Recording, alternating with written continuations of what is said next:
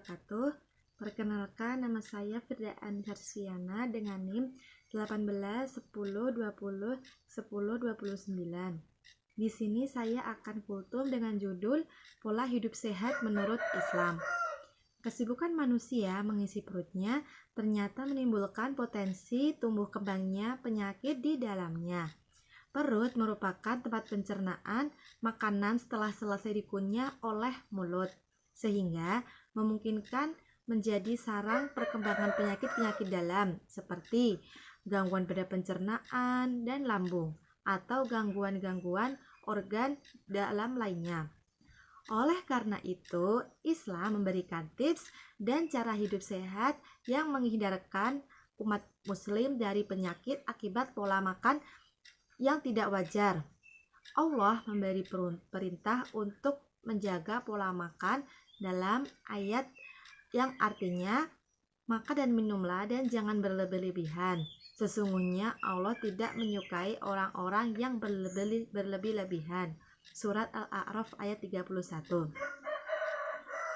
Perintah untuk tidak berlebih-lebihan dalam makan dan minum dalam ayat di atas dijelaskan oleh Nabi Muhammad dalam sabdanya, tidak ada satu wadah yang diisi penuh oleh anak Adam yang lebih jelek melebihi perutnya.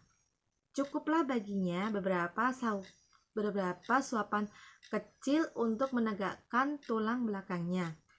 Jika tidak mungkin, sepertiga untuk makanannya, sepertiga untuk minumannya, dan sepertiga lagi untuk nafasnya. HR Imam Ahmad, Tirmizi, Ibnu Majah, Al-Hakim. Terdapat sebuah kisah tentang apresiasi non-muslim terhadap ayat dan hadis yang tadi saya sebutkan. Seorang tabi beragama Kristen yang bertugas sebagai dokter pribadi Khalifah Harun ar-Rasyid, setelah mendengar kedua tuntunan itu, berkata kepada Ali bin Husain dengan penuh kekaguman, sungguh ajaran Hippokrates, seorang dokter kuno dari Yunani, tidak sebanding dengan ajaran kitab dan nabimu. Kekaguman serupa pernah dialami oleh seorang tabib, utusan Raja Mekaukis asal Mesir kepada Rasulullah. Setelah beberapa hari tinggal di Madinah, tabib itu tidak mendapati adanya orang yang sakit.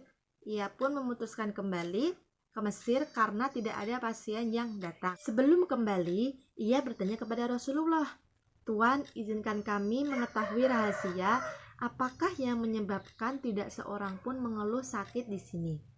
Rasulullah pun menjawab dengan bahasa yang sederhana, kami kaum yang tidak makan sehingga merasa lapar bila makan dan kami tidak sampai kenyang.